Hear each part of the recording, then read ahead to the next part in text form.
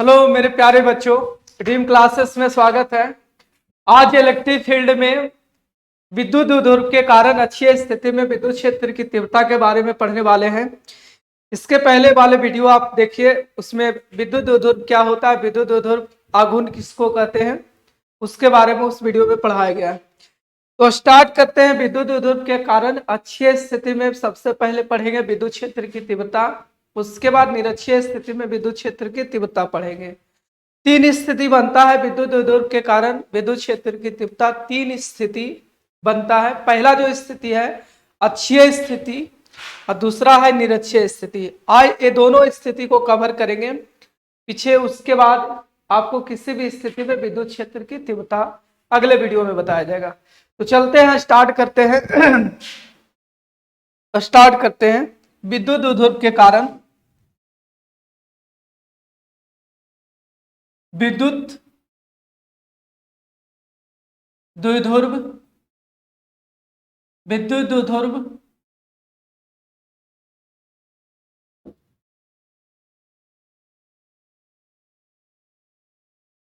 विद्युत द्विध्रुव के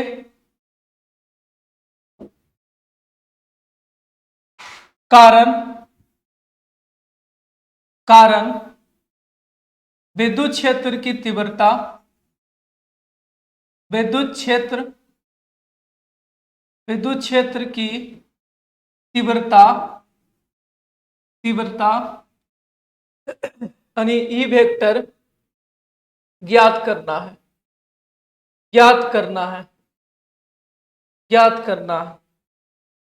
ये हो गया हेडिंग।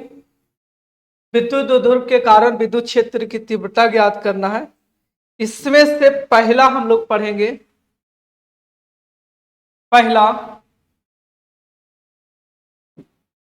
विद्युत उद्योग के कारण विद्युत उद्योग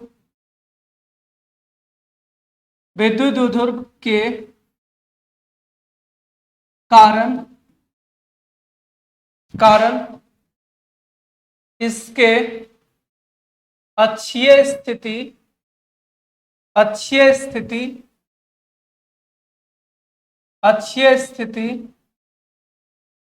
में विद्युत क्षेत्र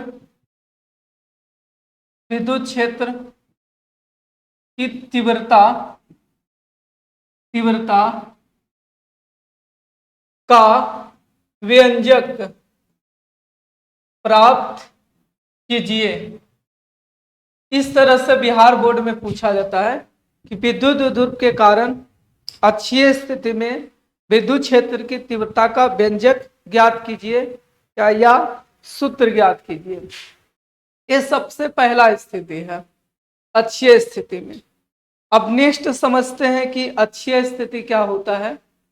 तो अक्षीय स्थिति का मतलब होता है विद्युत ध्रुव के अक्ष के अनुदिश अगर किसी भी पॉइंट पे अगर पॉइंट अगर है तो उसको अक्षीय स्थिति कहते हैं। देखो, सबसे पहली बात है कि हमें विद्युत ध्रुव के कारण विद्युत क्षेत्र की तीव्रता अक्षीय स्थिति में निकालना है। तो सबसे पहला काम है एक विद्युत ध्रुव बनाते हैं। तो मान लेते हैं कि ए बी एक विद्युत ध्रुव है, ए और बी एक विद्युत ध्रुव है।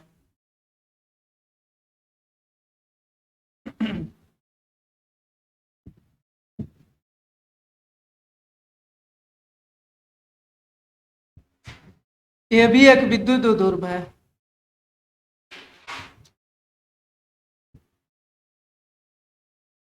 ए और विद्युत ध्रुव है जिसके ए पर माइनस क्यू आवेश है, प्लस क्यू आवेश है।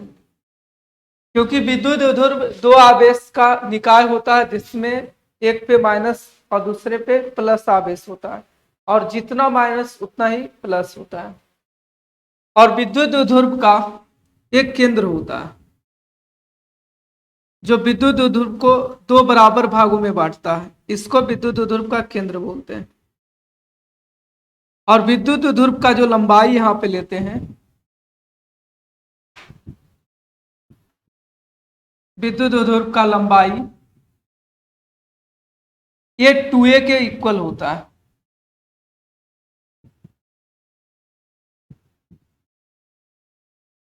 2a के इक्वल लेते हैं,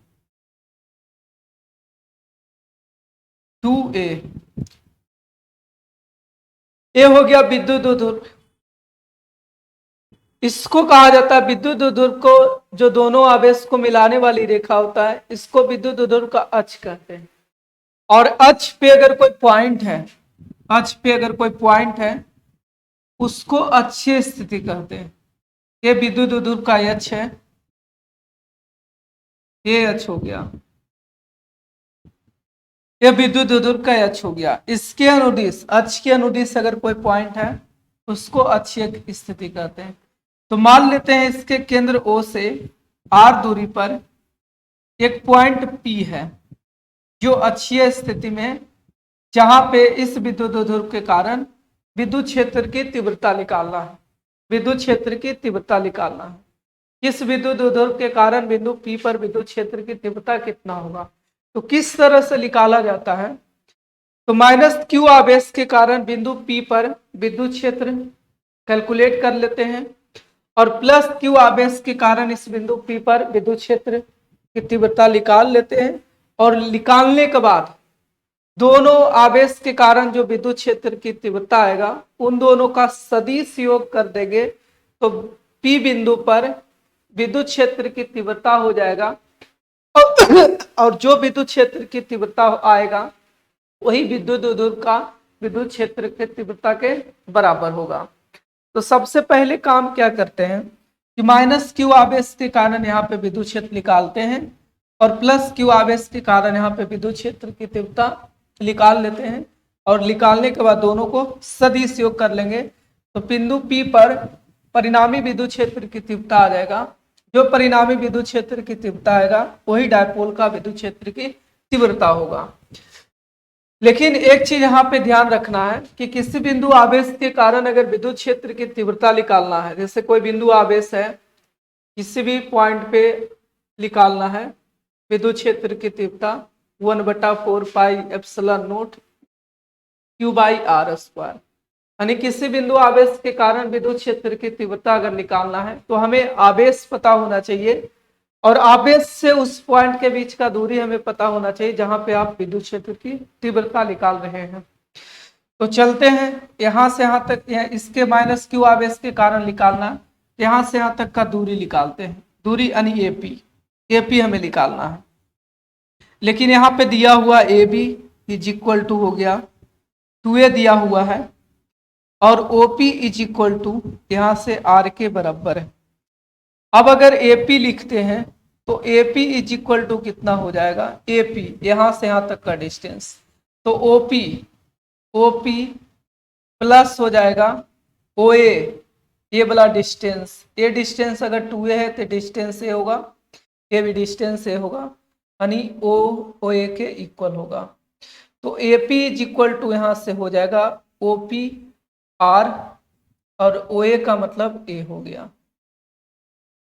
तो AP यहां से निकल के आ गया R+A, और इसको लिखते हैं, सॉरी ठीक है, इतना ही ठीक है, इतना रहने देते हैं। अब इसी तरह से अब यहां से यहां तक का दूरी आ गया, इसके कारण यहाँ विद्युत क्षेत्र निकाल सकते हैं। अब उसी तरह से इसके कारण यहाँ पे विद्युत क्षेत्र निकालना है, तो यहाँ से यहाँ तक का दूरी निकालना होगा। ये पूरा डिस्टेंस होता है दूरी R, और ये डिस्टेंस हो जाएगा, ये A के इक्वल होगा, ये दूरी हो जाएगा R-A के इक्वल। यानी अगर यहाँ पे BP देखेंगे तो BP = इस आवेश से यहाँ तक का दूरी, ये पूरा दूरी हो गया OP माइनस OP में से OB घटाएंगे, तो BP = हो जाएगा OPR एक और सॉरी R-1 के बराबर होगा, R-A के बराबर होगा। तो AP आ गया, इस आवेश से यहाँ तक का डिस्टेंस आ गया, यहाँ से यहाँ तक का डिस्टेंस आ गया। अब प्रत्येक आवेश के कारण विद्युत क्षेत्र निकाल लेंगे तो आंसर आ जाएगा। तो लिखते हैं इसके आगे,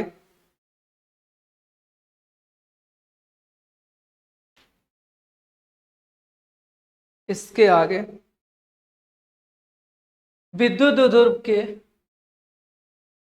विद्युत द्विध्रुव के पहले माइनस आवेश के कारण यहां पे निकालते हैं। विद्युत द्विध्रुव के माइनस आवेश, माइनस क्यू आवेश के कारण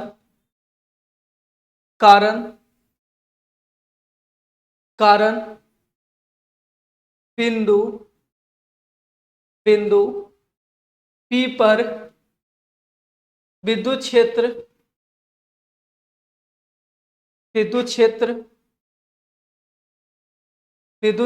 की तीव्रता।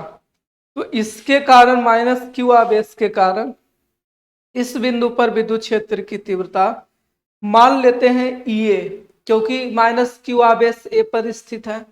तो माइनस क्यू के कारण बिंदु P पर विद्युत क्षेत्र की तीव्रता को सूचित कर लेते हैं EA से।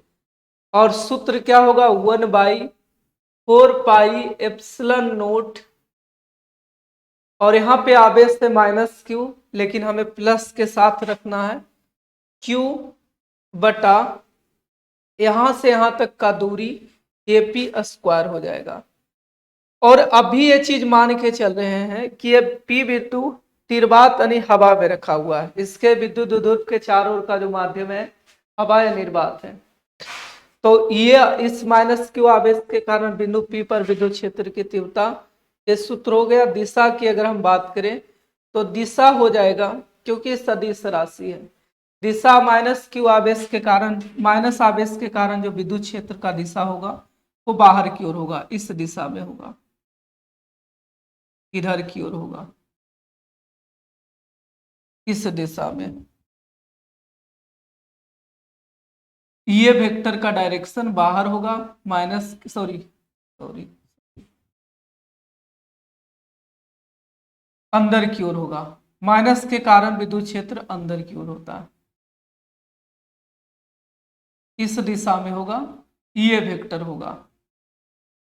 तो दिशा लिख देते हैं, दिशा हो जाएगा P A वेक्टर, यानी P से A की ओर होगा। अब इसमें वैल्यू रखते हैं तो ये इज इक्वल टू आ जाएगा 1/4πε0 Q बाई, और यहां से देखो AP² जो है, AP का वैल्यू यहाँ पे है R+A है, यहाँ पे हो जाएगा R+A का होल स्क्वायर होगा। इसको इक्वेशन 1। इसी तरह से प्लस क्यू आवेश के कारण बिंदु P पर विद्युत क्षेत्र निकालना है, इसी प्रकार यहाँ पे लिखते हैं, इसी प्रकार माइनस प्लस क्यू आवेश के कारण इस बिंदु पर विद्युत क्षेत्र की तीव्रता को सूचित कर लेते हैं EB से, क्योंकि B पर स्थित आवेश है प्लस क्यू, इसको नाम देते हैं EB। प्लस क्यू आवेश के कारण बिंदु P पर विद्युत क्षेत्र की तीव्रता को सूचित कर लेते हैं EB से। और EB का जो डायरेक्शन होगा प्लस के लिए बाहर होता है, यानी EB का जो डायरेक्शन होगा प्लस क्यू आवेश के कारण विद्युत क्षेत्र वो बाहर की ओर होगा, इस डायरेक्शन में होगा। ये पॉइंट ही रहा, बाहर की ओर होगा। तो यहां से लिखते हैं EB इज इक्वल टू होगा 1/4πε0 इंटू Q बटा BP का स्क्वायर हो जाएगा, BP का स्क्वायर। यहाँ पे देखो BP का स्क्वायर होगा, प्लस क्यू आवेश के कारण विद्युत क्षेत्र की तीव्रता EB है, तो EB का दिशा बाहर की ओर है, तो इसके कारण यहाँ पे विद्युत क्षेत्र की तीव्रता, इसके बीच का दूरी क्या है, P पॉइंट और B पॉइंट के बीच का दूरी R-A है। यहां से लिखते हैं EB इज इक्वल टू होगा 1/4πε0 होगा Q बाई R-A का होल स्क्वायर। दिशा की अगर बात करो तो दिशा होगा बी से पी की ओर होगा। यहाँ देख सकते हो बीपी वेक्टर की ओर है ओर। अब इसको समीकरण नंबर 2। अब विद्युत द्विध्रुव के माइनस क्यू आवेश के कारण विद्युत क्षेत्र की तीव्रता Ea और प्लस क्यू आवेश के कारण बिंदु बिंदु P पर विद्युत क्षेत्र की तीव्रता Eb है। तो बिंदु P पर कुल विद्युत क्षेत्र की तीव्रता क्या होगा? तो बिंदु P पर विद्युत क्षेत्र की तीव्रता दोनों के सदिश योग के बराबर होगा। अब सदिश योग किस तरह से करना है? एक ही लाइन पे है, दोनों का दिशा एक दूसरे के विपरीत है, तो ऐसे स्थिति में बिंदु P पर परिणामी जो विद्युत क्षेत्र की तीव्रता होगा, बड़े में से छोटा को घटाना। इसमें से बड़ा कौन सा होगा? तो जो आवेश से नजदीक होगा, जो आवेश से जो पॉइंट नजदीक होगा, पी पॉइंट नजदीक होगा, उसके कारण वहां पे विद्युत क्षेत्र ज्यादा होगा। देखो माइनस क्यू आवेश के कारण बिंदु पी इससे काफी दूर है, तो इसके कारण इस पॉइंट पे विद्युत क्षेत्र कम होगा। इसके कारण बी पर स्थित प्लस क्यू आवेश के कारण ज्यादा हो गया होगा, क्योंकि दूरी कम है। यहाँ से बिंदु P पर परिणामी विद्युत क्षेत्र की तीव्रता अगर देखना चाहते हो तो यहाँ से अतः विद्युत द्विध्रुव के कारण बिंदु P पर परिणामी विद्युत क्षेत्र की तीव्रता तो मान लेते हैं बिंदु P पर परिणामी विद्युत क्षेत्र की जो तीव्रता है वो मान लेते हैं E है। तो E क्या होगा? बड़े में से छोटे को घटाना। यहाँ पे अलग से डायग्राम बनाते हैं। यह बिंदु P है, P बिंदु पे परिणामी विद्युत क्षेत्र की तीव्रता निकालना है। A के कारण विद्युत क्षेत्र की तीव्रता इस दिशा में होगा, तो बड़े में से छोटा को घटाना है। यहां से देखो कौन सा बड़ा होगा, तो आर पे यहाँ 1/4πε0 मैथमेटिकली भी चेक कर सकते हैं, 1/4πε0 क्यू, और यहाँ भी कॉमन है, लेकिन ये जो वैल्यू है आर प्लस ए, ये बड़ा वैल्यू आर माइनस ए छोटा है, तो जो बड़ा वैल्यू होगा छोटा होगा, और जो छोटा वैल्यू होगा उसका बड़ा इलेक्ट्रिक फील्ड होगा, विद्युत क्षेत्र की तीव्रता। यहाँ से हो जाएगा ईबी माइनस ई बी बड़ा होगा, ये छोटा होगा, क्योंकि आर प्लस ए बड़ा है तो ये छोटा होगा, आर माइनस ए छोटा है तो ई बी बड़ा होगा। अब यहाँ से E इज इक्वल टू हो जाएगा, ई बी का वैल्यू हो गया 1/4πε0 क्यू बटा आर प्लस ए होगा स्क्वायर, फिर -1/4πε0 यहाँ से होगा, और क्यू बटा आर माइनस ए का होल स्क्वायर होगा। अब यहाँ से एलसीएम कॉमन लेते हैं, 1/4πε0 Q by R plus A 1/4πε0 Q common होगा, यहाँ से बनेगा 1 क्यू बटा 4πε0 ऐसा कुछ बनेगा, और बचेगा क्या 1/r प्लस ए का होल स्क्वायर, और माइनस 1/4 बटा आर माइनस ए का होल स्क्वायर। यहाँ पे आर प्लस ए बचेगा, यहाँ आर माइनस ए बचेगा।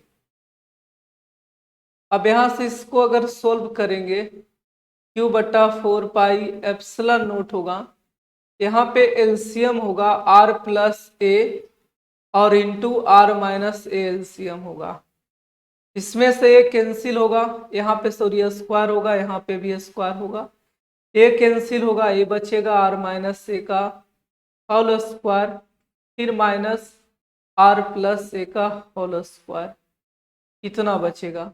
अब इसको हम सोल्व करेंगे, तो सोल्व करने के बाद Q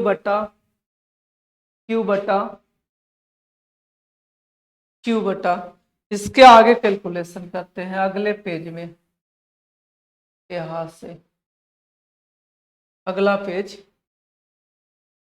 is equal to q by 4πε0 होगा। यहां से एलसीएम था r प्लस ए का होल स्क्वायर और r माइनस ए का होल स्क्वायर, तो कैंसिल हुआ था, तो r माइनस ए का square minus r plus a का होल स्क्वायर बचेगा। यहां से देख सकते हो इसमें से, यहां से r प्लस ए कैंसिल होगा तो बचेगा r माइनस ए, और यहाँ पे r माइनस ए कैंसिल होगा प्लस में बचेगा। यहां से आ गया इतना के बराबर। अब इसको सोल्व करना है। सोल्व किस तरह से करना है, तो q बटा 4πε0, और यहां से क्या होगा, ये r माइनस ए का होल स्क्वायर आ गया, एक r प्लस ए का होल स्क्वायर, तो r माइनस ए का होल स्क्वायर बराबर a square plus b square minus 2ab के इक्वल होता है। तो यहां से हो जाएगा r स्क्वायर प्लस ए स्क्वायर माइनस 2ra। अब यहां से माइनस ए प्लस में होगा r square plus r plus a का whole square, a square plus b square plus 2ab, तो जो प्लस में वो माइनस में होगा r स्क्वायर, और यहाँ से ए स्क्वायर माइनस 2ra बनेगा।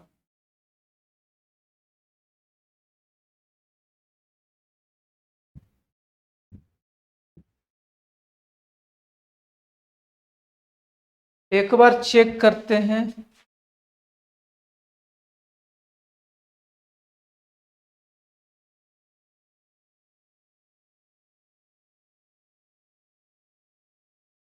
यहां से ईबी कितना है, r माइनस से, सॉरी यहाँ गड़बड़ लिखा गया है, यहाँ होगा माइनस होगा, r माइनस से होगा, और ये होगा r प्लस ए होगा। यहां से हो जाएगा ए माइनस में होगा और ए प्लस में होगा, और ए कैंसिल होगा, r प्लस ए कैंसिल होगा, ए प्लस होगा, और ए माइनस होगा,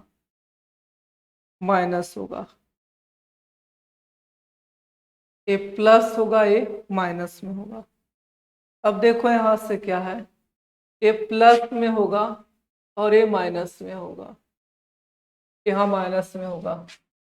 अब ये देखो ध्यान से देखो, r स्क्वायर ए प्लस ए स्क्वायर माइनस ए प्लस में बनेगा 2ra, और ए माइनस होगा माइनस, और ए प्लस हो जाएगा। प्लस इसलिए होगा क्योंकि माइनस 2ab माइनस मल्टीप्लाई करेंगे प्लस में आ जाएगा, और बटा यहाँ से r प्लस ए है और इंटू r माइनस ए है, यहाँ भी स्क्वायर यहाँ भी स्क्वायर, तो कॉमन ले लेते हैं, यहाँ से पूरे पे स्क्वायर लिखेंगे, यहाँ से हो जाएगा r प्लस ए और इंटू r माइनस ए होगा।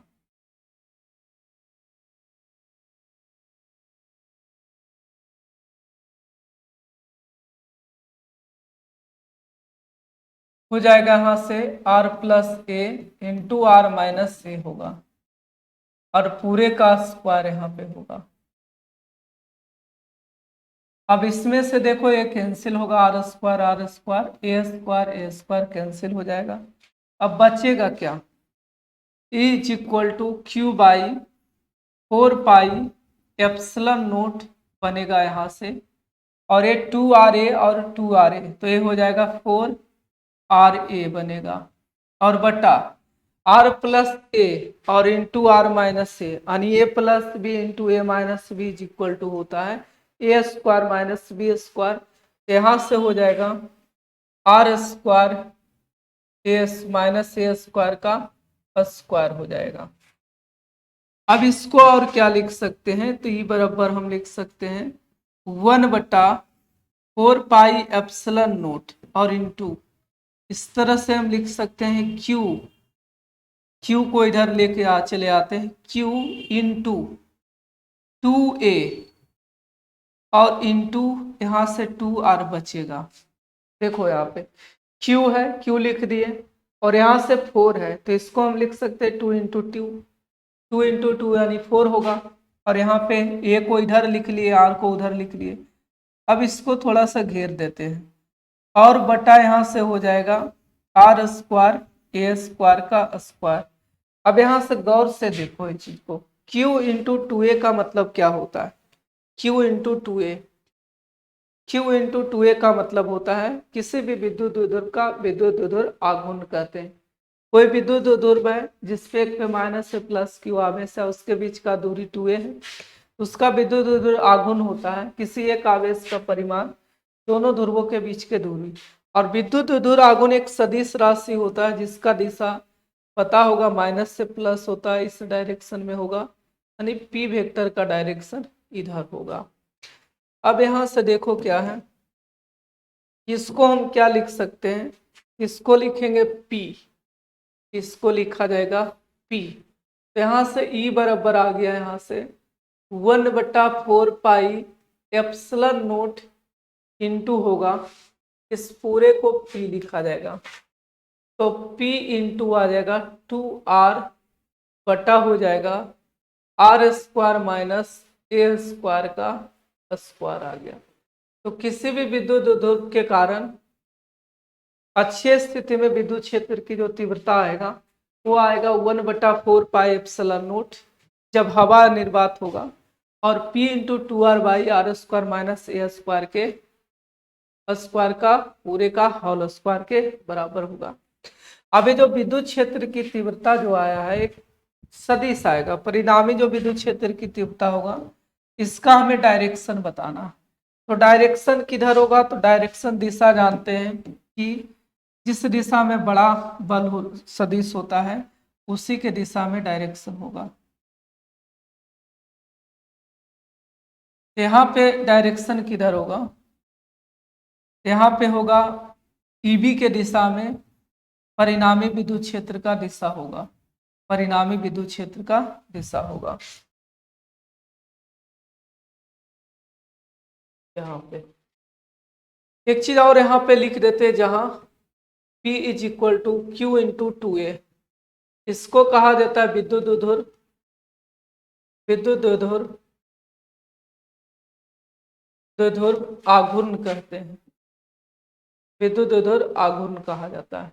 P एक विद्युत द्विध्रुव आघूर्ण कहते हैं। तो A आ गया परिणामी विद्युत क्षेत्र की तीव्रता। इसमें कुछ कंडीशन माना जाता है कि इफ डायपोल इज शॉर्ट, अगर डायपोल काफी छोटा है तो काफी छोटे डायपोल के केसेस में लिखा जाता है R much greater than 2a लिखते हैं। और जब एक कंडीशन दैट इज डायपोल छोटा का मतलब R much greater than 2a के बराबर होता है, सॉरी 2a लिखा जाता है। वैसे स्थिति में R स्क्वायर ए स्क्वायर लगभग हो जाएगा R स्क्वायर के बराबर। इसलिए ऐसा होगा क्योंकि R का अगर वैल्यू 1 रखते हैं और A का वैल्यू अगर 0.0001 रखते हैं तो इसको घटाने के बराबर बाद लगभग 1 के बराबर ही आएगा, यानी R स्क्वायर माइनस ए स्क्वायर लगभग R स्क्वायर के बराबर आएगा। कैलकुलेशन करके देख सकते हो। तो यहाँ पे R स्क्वायर माइनस ए स्क्वायर के जगह पे अब R स्क्वायर रखेंगे तो अच्छी स्थिति में विद्युत क्षेत्र की जो तीव्रता आ जाएगा छोटा डायपोल के केस में, छोटे विद्युत द्विध्रुव के केस में 1/4 पाई एप्सिलॉन नोट आ जाएगा, और P इंटू 2R बटा R स्क्वायर पे पावर स्क्वायर होगा। यहाँ से होगा क्योंकि यहाँ से देख सकते हो कि हम इसके जगह पे R स्क्वायर माइनस ए स्क्वायर के जगह पे लगभग R स्क्वायर हम यूज कर रहे हैं, तो फार्मूला में रख सकते हैं। तो यहाँ से हो जाएगा 1/4 पाई एप्सिलॉन नोट, यहाँ से P इंटू 2R बटा हो जाएगा R पे पावर 4, ये कैंसिल होगा 3 होगा। यहाँ से P is equal to 1/4 pi epsilon nought होगा 2P बटा R क्यू के बराबर होगा। तो छोटे डायपोल के केसेस में विद्युत क्षेत्र की तीव्रता होगा अच्छी स्थिति में 1/4 पाई एप्सिलॉन नॉट 2p/r³ के इक्वल होगा। अब देखो क्या है कि अगर इसको हम सदिश के रूप में लिखें, सदिश के रूप में, क्योंकि विद्युत क्षेत्र की तीव्रता एक सदिश है, तो सदिश के रूप में अगर लिखेंगे तो यहाँ पे लिखा जाएगा E vector is equal to 1/4 pi epsilon nought होगा और यहाँ से 2p वेक्टर बटा हो जाएगा r³ के बराबर। यहाँ पे माइनस साइन नहीं लगाना है क्योंकि दोनों का डायरेक्शन सेम है। p वेक्टर और e वेक्टर परिणामी विद्युत क्षेत्र की तीव्रता का दिशा, परिणामी विद्युत क्षेत्र की तीव्रता का दिशा और p वेक्टर का दिशा दोनों सेम ही है, इसलिए ऐसा लिखा गया। तो अच्छी स्थिति में जो विद्युत क्षेत्र की तीव्रता आ गया छोटा डायपोल के कारण, तो इतना के बराबर आ गया अच्छी स्थिति में। एक चीज यहाँ पे गौर करने वाली बात है कि अच्छी स्थिति में जो विद्युत क्षेत्र की तीव्रता होता है, अच्छी स्थिति यानी विद्युत द्विध्रुव के कारण विद्युत क्षेत्र की जो तीव्रता होता है वो 1/r⁴ पे निर्भर करता है। एक चीज ध्यान रखना, पूछता है ऑब्जेक्टिव में कि विद्युत द्विध्रुव के कारण विद्युत क्षेत्र की तीव्रता किस बात पे निर्भर करता है, तो निर्भर करता है 1/r⁴ पे निर्भर करता है। यहाँ पे अगला इसमें पॉइंट है कि ई वेक्टर और पी वेक्टर दोनों एक दूसरे के समांतर होता है और दोनों सेम डायरेक्शन में होगा, सेम डायरेक्शन में होगा, एक ही दिशा में हो। ये भी पूछेगा कि अच्छी स्थिति में परिणामी विद्युत क्षेत्र की तीव्रता यानी ई वेक्टर और पी वेक्टर का दिशा किधर होता है, तो दिशा सेम होगा। ये रहा आपका विद्युत द्विध्रुव के कारण अच्छी स्थिति में विद्युत क्षेत्र की तीव्रता हवा वाले माध्यम के लिए। और अगर डाइलेक्ट्रिक मीडियम अगर देखना चाहते हो, फॉर डाइलेक्ट्रिक मीडियम, तो डाइलेक्ट्रिक मीडियम के लिए क्या करना, जहाँ पे यहाँ पे केवल एप्सिलॉन r ऐड कर लेना, 1/4 पाई⁴ होगा एप्सिलॉन r और यहाँ से होगा 2p बटा हो जाएगा r³ के बराबर होगा। एप्सिलॉन r के बहुत बारे में जानते हो बहुत अच्छे से। एप्सिलॉन r को कहा जाता है माध्यम का आपेक्षिक विद्युतशीलता कहते हैं। तो अच्छी स्थिति में विद्युत क्षेत्र की तीव्रता का ये सूत्र आ गया। एक बार फटाफट हम संक्षेप में रिपीट कर देते हैं कि देखो यहाँ पे लिखा है विद्युत द्विध्रुव के कारण विद्युत क्षेत्र की तीव्रता निकालना है। तो 3 स्थिति बनता है। पहला स्थिति हम देख रहे हैं विद्युत द्विध्रुव के कारण अच्छी स्थिति में विद्युत क्षेत्र की तीव्रता देख रहे हैं, व्यंजक प्राप्त करते हैं। तो सबसे पहले काम क्या करते हैं, एक विद्युत द्विध्रुव AB बना लेते हैं। अब विद्युत द्विध्रुव 2 आवेश का निकाय होता है जिसमें एक पे माइनस और दूसरे पे प्लस आवेश होता है। तो हमने बनाए अच्छी स्थिति का मतलब विद्युत द्विध्रुव के अक्ष के अनुदिश अगर कोई पॉइंट है उसको अच्छी स्थिति कहते हैं। और इस दिशा में निकाल रहे हैं, इधर निकाल रहे हैं, इधर भी होगा लेकिन हमें निकालना है, हमेशा ध्यान रखें किस साइड ही निकालना है। तो बिंदु P पे निकालना है। तो निकालने का मतलब है कि -q आवेश के कारण +q आवेश के कारण बिंदु P पर विद्युत क्षेत्र की तीव्रता निकाल लो और निकालने के बाद दोनों को सदिश योग कर लो। जो सदिश योग करने के बाद आएगा विद्युत क्षेत्र की तीव्रता, वही डायपोल का विद्युत क्षेत्र की तीव्रता कहलाएगा। तो इस तरह से कैलकुलेशन करने के बाद यहाँ तक पहुंची। अब नेक्स्ट है दूसरा, निरक्षीय स्थिति में, निरक्षीय स्थिति में निकालना है।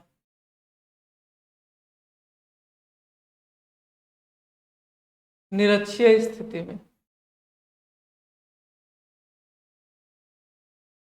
निरक्षीय स्थिति में विद्युत क्षेत्र की तीव्रता निकालना है डायपोल के कारण। संक्षेप में लिख दिए। इसके लिए सबसे पहला काम वही करना है कि विद्युत द्विध्रुव के कारण विद्युत क्षेत्र की तीव्रता निकालना है। तो सबसे पहला काम मेरा यही रहेगा कि विद्युत द्विध्रुव बनाते हैं। तो ये भी एक विद्युत द्विध्रुव बना दिए, ये भी एक विद्युत द्विध्रुव, इस पे -q आवेश है, इस पे +q आवेश है। ये इसका डायपोल का सेंटर है, इसके बीच का जो दूरी है वो 2a है, ये इसका सेंटर हो गया। इसके कारण निरक्षीय स्थिति होता क्या है, विद्युत द्विध्रुव के अक्ष के लंबवत समद्विभाजक पे अगर कोई पॉइंट है तो उसको निरक्षीय स्थिति कहते हैं। लंब समद्विभाजक का मतलब इसके सेंटर से पास होगा, इसको दो बराबर भागों में बांटेगा। तो लंब समद्विभाजक पे अगर कोई पॉइंट है उसको कहा जाएगा निरक्षीय स्थिति कहेंगे।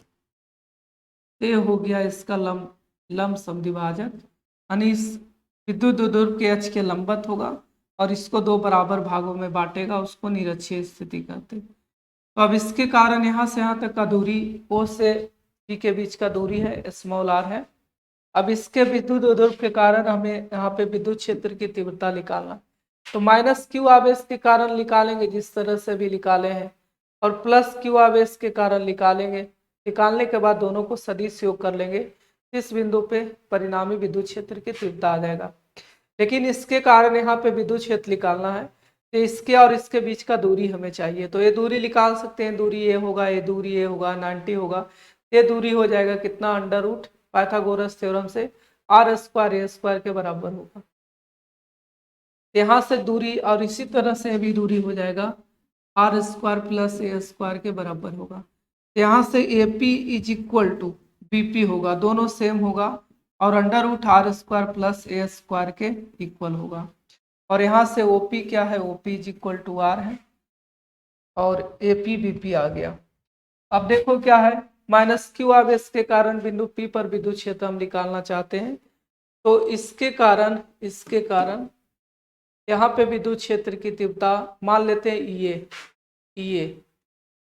EA लिख लेना है लैंग्वेज में कि माइनस क्यू आवेश विद्युत द्विध्रुव के माइनस क्यू आवेश के कारण बिंदु P पर विद्युत क्षेत्र की तीव्रता कितना माने EA।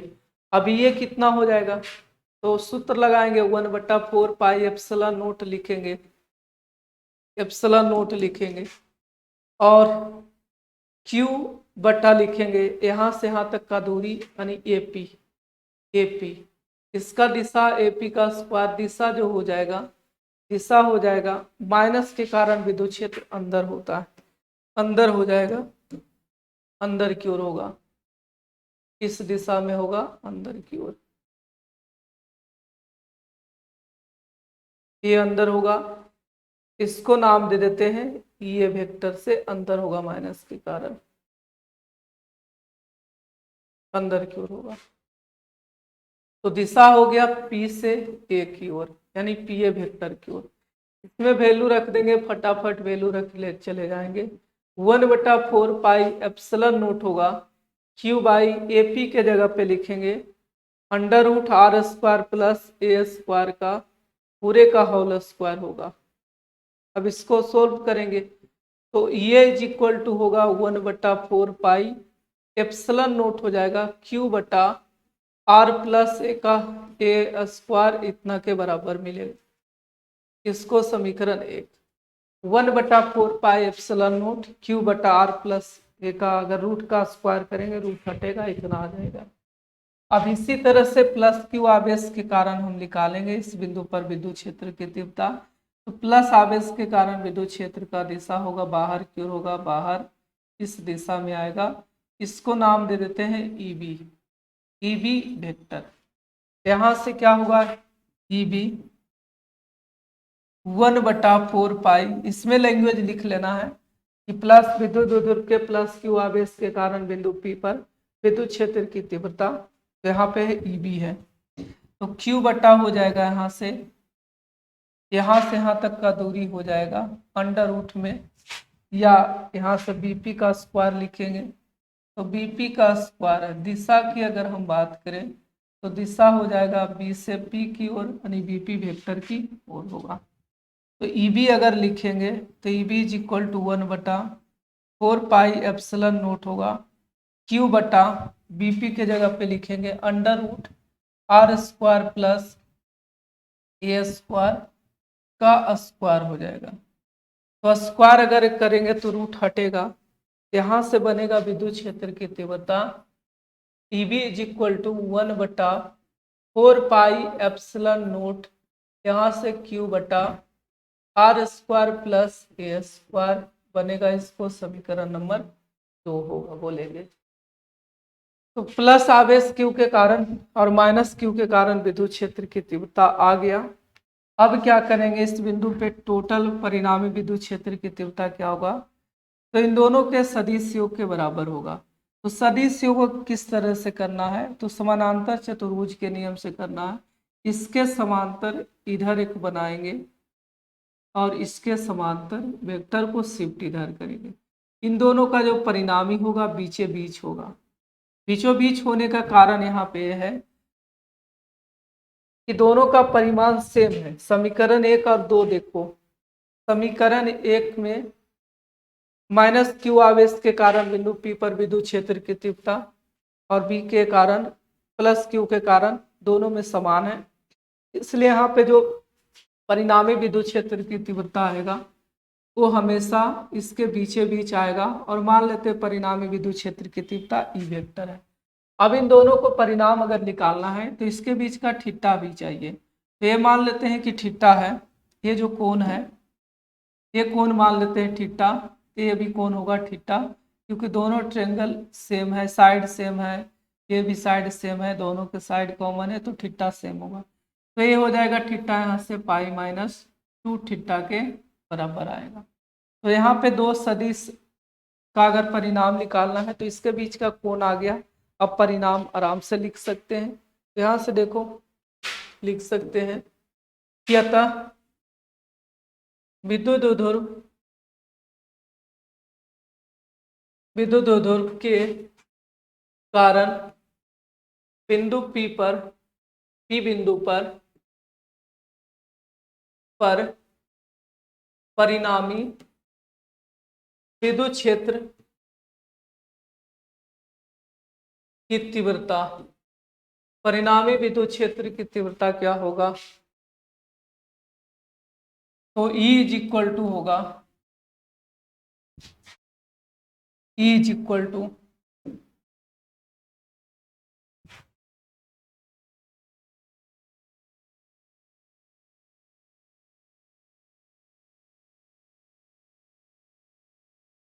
देखो इस बिंदु पे परिणामी जो विद्युत क्षेत्र की तीव्रता होगा ये पहले समानांतर चतुर्भुज के योग के नियम से निकालेंगे। तो इसके बीच का एंगल अगर थीटा पाई माइनस 2 थीटा हो गया, इन दोनों का जो परिणाम बनेगा इस दिशा में बनेगा और ये ई वेक्टर है। तो ई वेक्टर कितना हो जाएगा, तो शायद जानते हो समानांतर चतुर्भुज का नियम क्या होता है।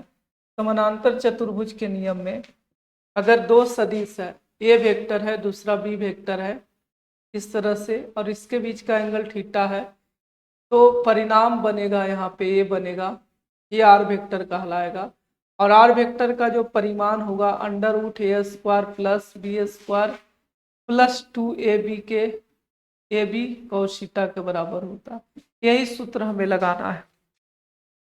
यहाँ पे सूत्र लगाने के बाद यहाँ पे कुछ ये मिलेगा, ये का स्क्वायर प्लस ईबी का square plus 2a EB cos theta. यहाँ पे थीटा के जगह पे पाई माइनस 2 थीटा होगा, क्योंकि दोनों के बीच का कोण अगर देखेगा, दोनों के बीच का कोण यहाँ पे पाई माइनस 2 थीटा है, पाई माइनस 2 थीटा है, तो यहाँ पे आ जाएगा पाई माइनस 2 थीटा। अब यहाँ से देखो ये और ई भी बराबर है, ये और ई भी बराबर है, यहाँ से देख सकते हो कि ये का वैल्यू ई बी का वैल्यू दोनों बराबर है, इक्वल है। तो यहाँ से ये के जगह पे ई बी लिख सकते हैं और ई बी के जगह पे ये लिख सकते हैं। तो यहाँ से 2EA और इंटू ए और into cos pi minus 2 theta बराबर होगा माइनस माइनस यहाँ में आए, यहाँ माइनस आएगा माइनस कॉस 2 थीटा होगा, इतना के बराबर। क्योंकि यहाँ पे लिख देते हैं ये is equal to E B equal है। अब इसको आगे सोल्व करते रहेंगे, तो सोल्व करने से क्या होगा, ये ऐड होगा 2a का स्क्वायर हो जाएगा प्लस ये हो जाएगा 2a का स्क्वायर, यहाँ पे माइनस का साइन लगाते हैं, माइनस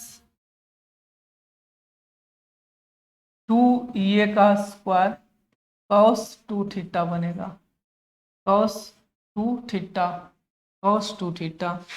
उसके बाद नेक्स्ट यहाँ से कॉमन ले लो, कॉमन लेने के बाद क्या होगा, 2a कॉमन हो जाएगा, यहाँ से स्क्वायर कॉमन करेंगे, 1 माइनस कॉस 2 थीटा के बराबर आएगा, इतना के बराबर आएगा। अब इसको बाहर कर लेंगे, या तो 1 माइनस कॉस 2 थीटा को सोल्व कर लेंगे, तो सोल्व करने के बाद क्या आ जाएगा, तो यहाँ से एक फार्मूला लगाना होता है कि cos 2 theta is equal to होता है 1 माइनस 2 साइन स्क्वायर थीटा, लगाएंगे यहाँ पे ये फार्मूला लगाएंगे, cos 2 थीटा यहाँ से बन जाएगा, cos 2 थीटा के जगह पे अगर वैल्यू रखेंगे तो E is equal to 2a का स्क्वायर होगा 1 माइनस, जो माइनस में प्लस हो जाएगा, जो प्लस में माइनस हो जाएगा, तो -2 यहाँ से बनेगा साइन स्क्वायर थीटा बनेगा, ये अंडर रूट में होगा। यहाँ से नेक्स्ट क्या है, कुछ कैंसिल होगा, इसको कैंसिल करेंगे। अब यहाँ सॉरी यहाँ पे माइनस माइनस प्लस होगा, क्योंकि -1 मल्टीप्लाई करेंगे तो -1 माइनस हो जाएगा और 2 साइन स्क्वायर थीटा प्लस हो जाएगा, तो ये प्लस में आ जाएगा यहाँ से। अब यहाँ पे बचेगा क्या, तो बच जाएगा यहाँ से E इज इक्वल टू बचेगा, E is equal to under root 2a square और इंटू 2 साइन स्क्वायर थीटा बचेगा। अब इसको बाहर निकालेंगे, यहाँ से देख सकते हो कि क्या बचने वाला है, यहाँ से है 2a स्क्वायर बचा हुआ है, 1 कट गया, 2 साइन स्क्वायर थीटा ही बचा है, तो 2 साइन स्क्वायर थीटा अगर बचा है तो यहाँ से आएगा इज इक्वल टू कितना हो जाएगा, तो 2 2 4 4 का स्क्वायर और साइन स्क्वायर थीटा होगा, साइन स्क्वायर थीटा, तो यहाँ से ई इज इक्वल टू होगा, 2 को बाहर निकालेंगे, रूट से बाहर आएगा, ये भी बाहर होगा, और sine theta sine square theta बाहर होगा, तो साइन थीटा। अब इसका वैल्यू रख देना है, 2 रख दिए क्यू, और ये के जगह पे रखना होगा 1/4 क्यू बटा R plus A, R square plus A square होगा, यहाँ से हो जाएगा क्यू बटा 4 यहाँ से आर स्क्वायर प्लस ए स्क्वायर होगा, और इंटू साइन थीटा, देखो साइन थीटा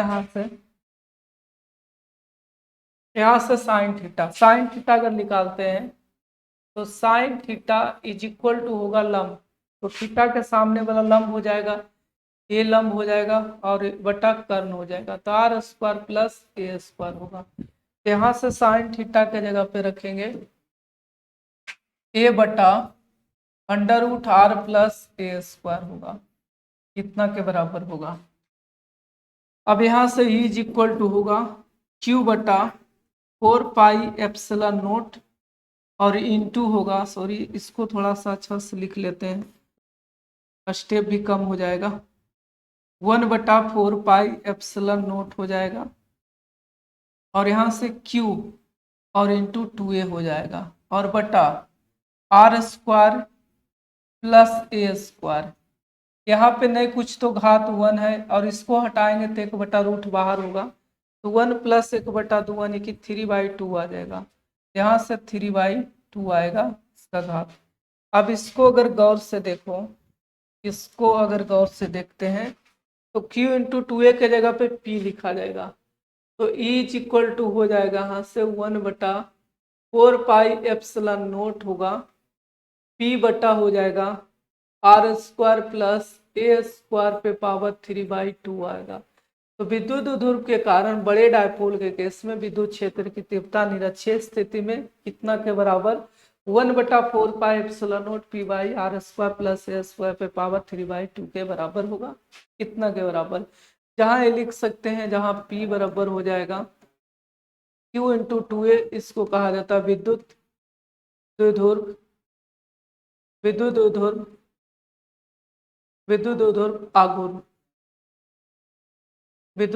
आघूर्ण होगा, इसको कहा जाएगा।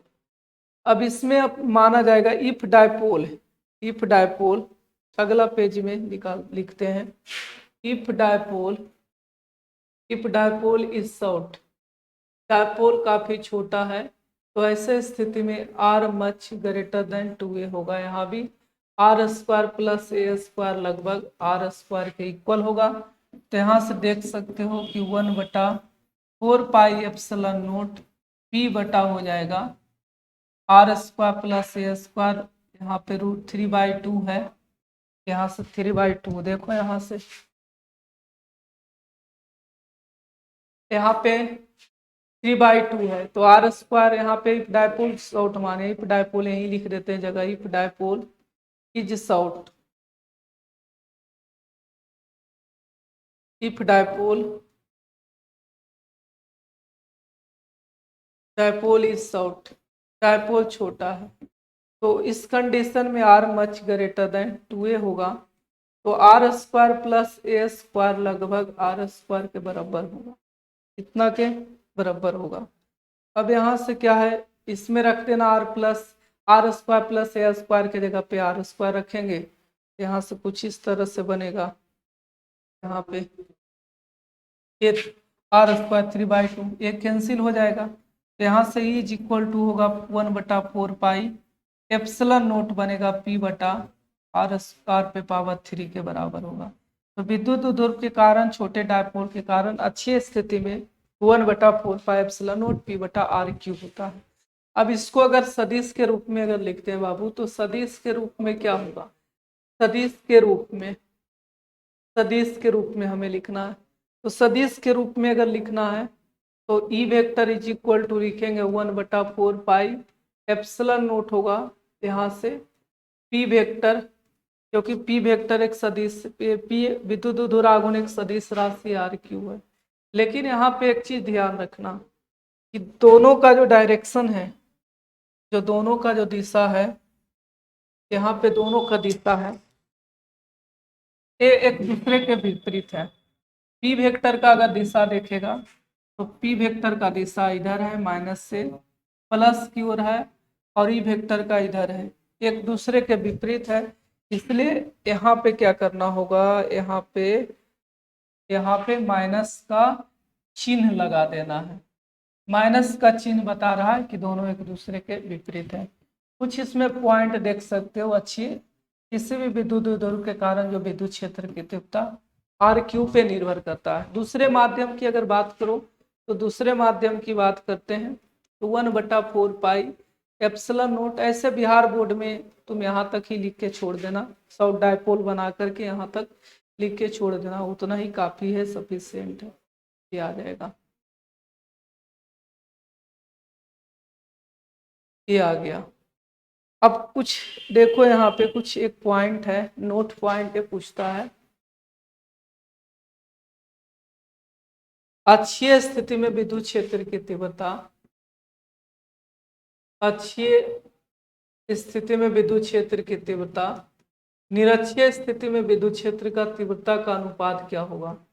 तो अनुपात निकालना है, तो अक्षीय स्थिति में विद्युत क्षेत्र की तीव्रता होता है 2p बटा, छोटे डायपोल के केस में आर क्यू होता है, और निरक्षीय स्थिति में होता है p बटा 4 pi epsilon nought R Q होता है। इसके देख लेना वीडियो को पीछे करके, तो p से p यहाँ कैंसिल होगा, ये कैंसिल होगा, तो अक्षीय स्थिति में जो विद्युत क्षेत्र की तीव्रता होगा और निरक्षीय स्थिति में जो विद्युत क्षेत्र की तीव्रता हो गया, निरक्षीय स्थिति में विद्युत क्षेत्र की तीव्रता का जो अनुपात हो गया 2:1 होगा। इससे प्रश्न पूछेगा कि अक्षीय स्थिति और निरक्षीय स्थिति का जो विद्युत क्षेत्र की तीव्रता का अनुपात होता है, वो अनुपात हमेशा 2:1 होगा, या किसके बराबर होगा, तो 2 के बराबर हो गया। तो ये आ गया अक्षीय निरक्षीय के कारण विद्युत क्षेत्र की तीव्रता आ गया। अगले वीडियो में आपसे फिर मुलाकात होगा, उसमें आपको बताया जाएगा निरक्षीय किसी भी स्थिति में विद्युत क्षेत्र की तीव्रता। और जो भी अगर आपको इसमें वीडियो में डाउट है, अक्षीय स्थिति निरक्षीय स्थिति, तो उस वीडियो में आप क्वेश्चन आप पूछ लीजिएगा कि सर यहाँ पे डाउट है, वहाँ पे आपको बता दिया जाएगा किसी भी स्थिति में विद्युत क्षेत्र की तीव्रता जिस समय पढ़ाया जाएगा। आज के लिए इतना सफिशिएंट है, फिर कल आपसे मुलाकात होगा। Bye, thank you.